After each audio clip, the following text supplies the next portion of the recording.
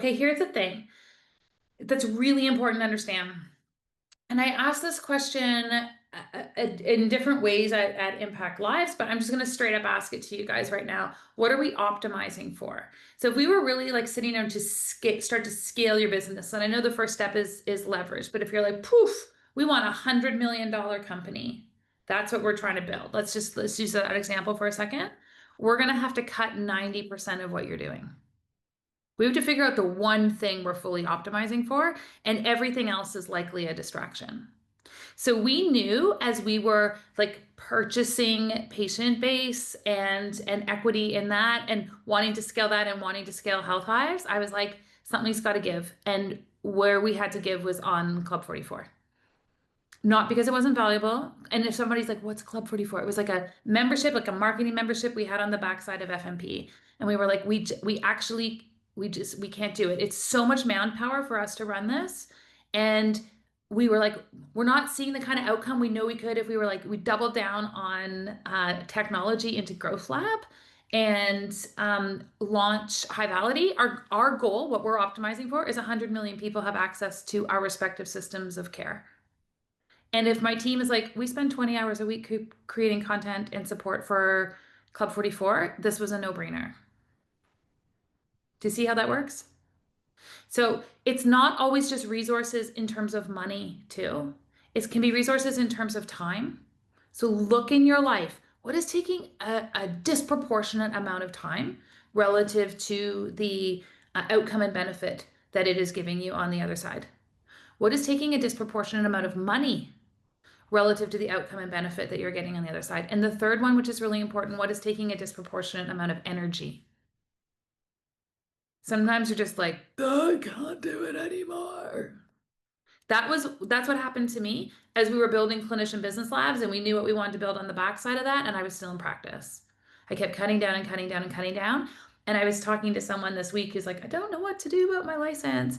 And for me, the biggest challenge was I had a really hard time going from the responsibility of the minutia to going back up to the visionary role. And that was just, some people are very good at that. I am not very good at that. I found the transition between those two parts of my brain extremely hard. It was slowing down our growth and our capacity for contribution in Clinician Business Labs in such a meaningful way that I was like, I have to cut this. I'm a big fan of like, how do I have my cake and eat it too? But I was like, I can't have this at the way I want to have it. We can't have, then it was a 30 million person goal. Now it's like 100 million. I can't have that goal and then get stuck in this because it's taking me like half a day to transition out of it. So I had to just call it. I had to just call it. And it's not always easy to call those things, but I share that because you have things in your own life. You're like, I am hanging on to this darn thing and I don't know why. So just inventory that. And it's a worthwhile lens to look through every time you're looking at like, we're trying to scale or I'm trying to grow. What's actually taking up too much of my resources right now?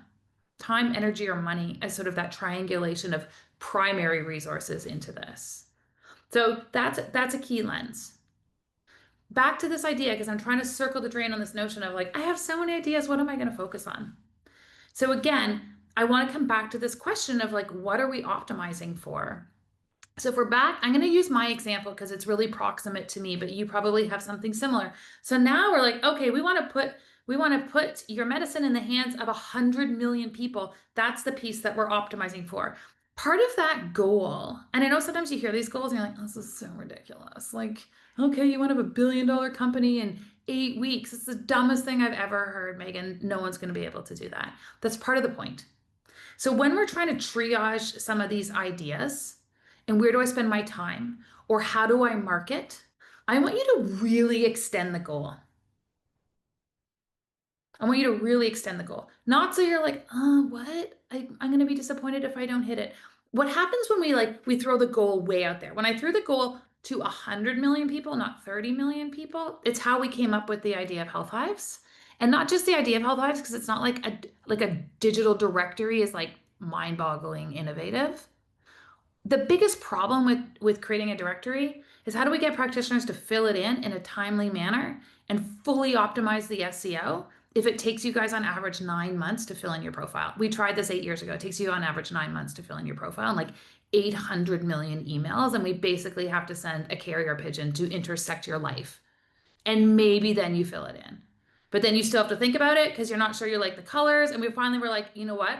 We're going to fold this because it's too expensive for us to like wait for everyone's profile to get filled in. So we were like, it's not just can we create Health Hives and can we create a directory and can it be SEO indexed and how do we also make it free? But we were like, how do we pre-build using AI all of your profiles so that health consumers coming there have a good user experience? So when we said $100 million, it forced us to be creative in an entirely different realm. We're like, whoa, whoa, whoa, whoa, whoa. The way that we're thinking about this right now will not achieve that outcome. And the way we're thinking about it right now achieves this outcome, and that outcome actually isn't worth our time. So if we move the needle way out to 100 million people, now it forces us to go like clear off the deck and be like, we have an entirely new realm of tools that we have to pull from. I have to like pick up the phone and call highly influential people in the space. I have to talk to people whose businesses have 100,000 practitioners in them to start. How do we partner on this? So it forces you to just like totally not do what you have done before. And if that feels a little bit scary for you, now we're thinking in the right realm. So when I say what are we optimizing for, that's the kind of thing I'm talking about. Like, what's the outcome that tells you we're on the right track? For me, I'm like, let's just work with 100 million people. Like, holy shit, if we actually hit that, that's wild. If we hit 10% of that, that's wild. But the problem solving for 100 million people is going to get me to a 10 million person result faster.